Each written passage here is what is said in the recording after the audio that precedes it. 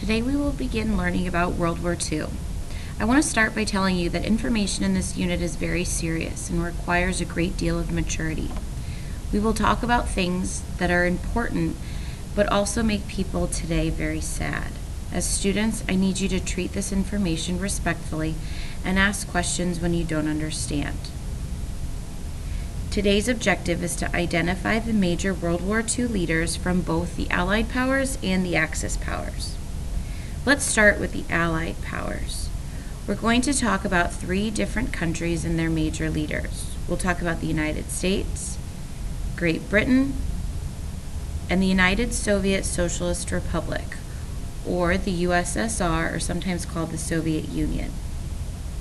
It's important to know that in 1917, there was a revolution in Russia.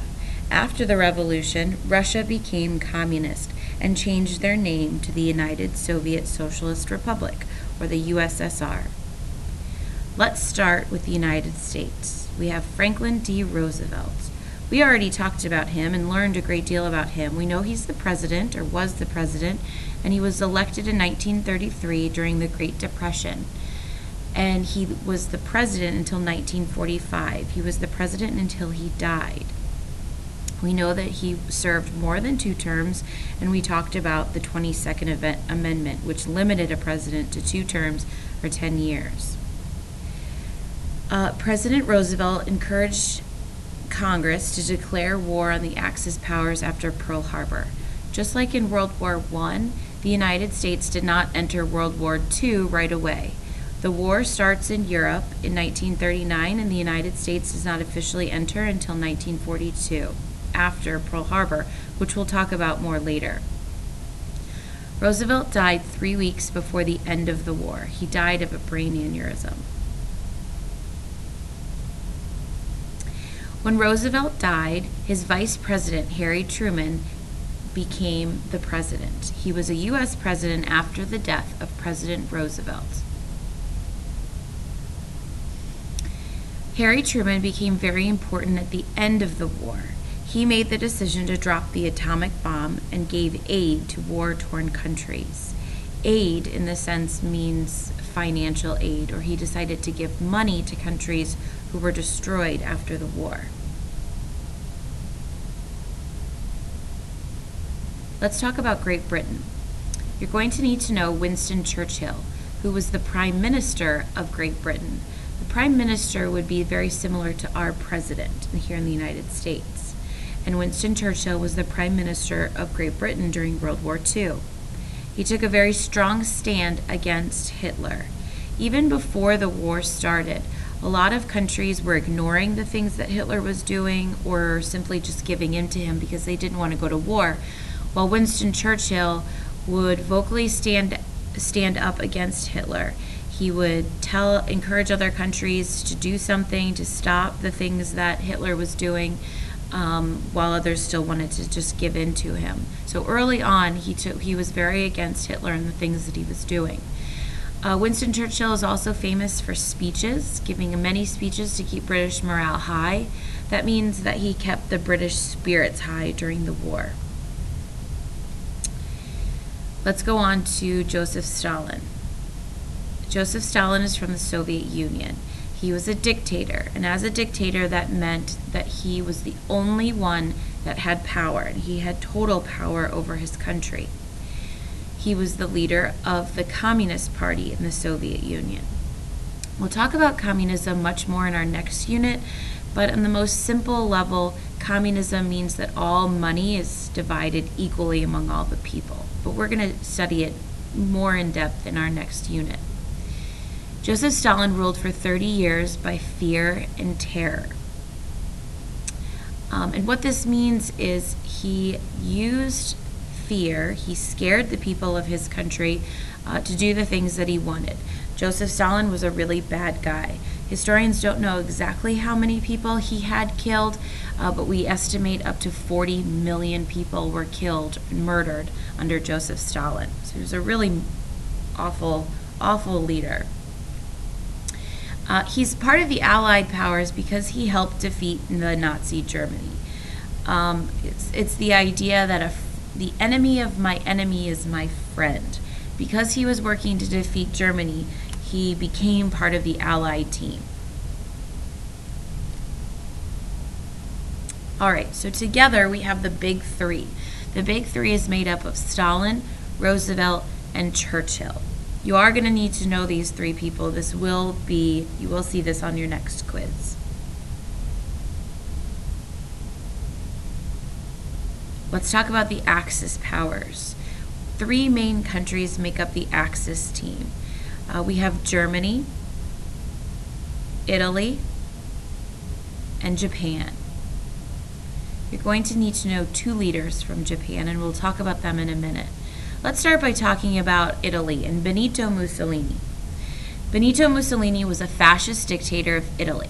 The word fascism is something that we're going to study next time, and we're going to take a look at what characteristics make up a fascist dictator.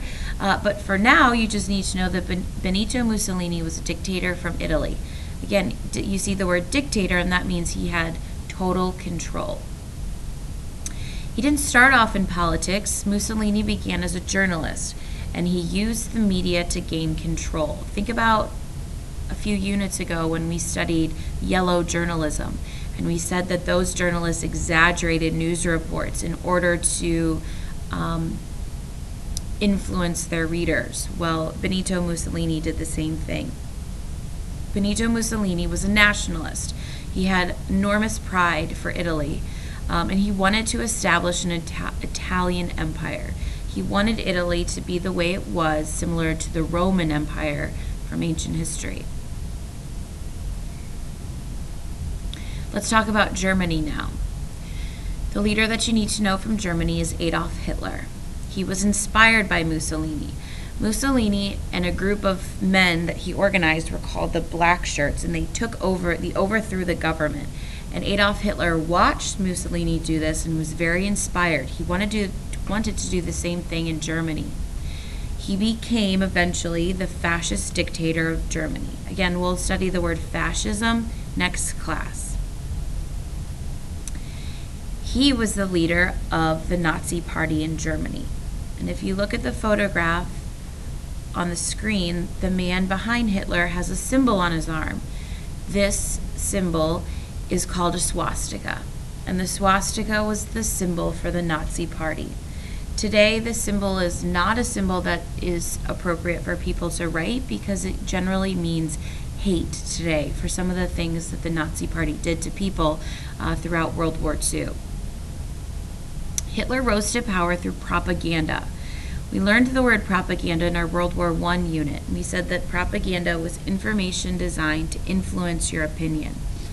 Hitler was a very good speaker, and he gave many speeches that convinced people that he should be the leader of their country, and they believed the things that he was saying. Hitler said that he wanted to start the Third Reich. The word Reich means empire in German. So Hitler said he wanted to start the Third Empire in German. Hitler preached a hatred for Jews. We're going to talk about reasons why he believed this in the coming days and study this in more detail later. But for right now, you should know that he was discriminatory against the Jewish people in Germany.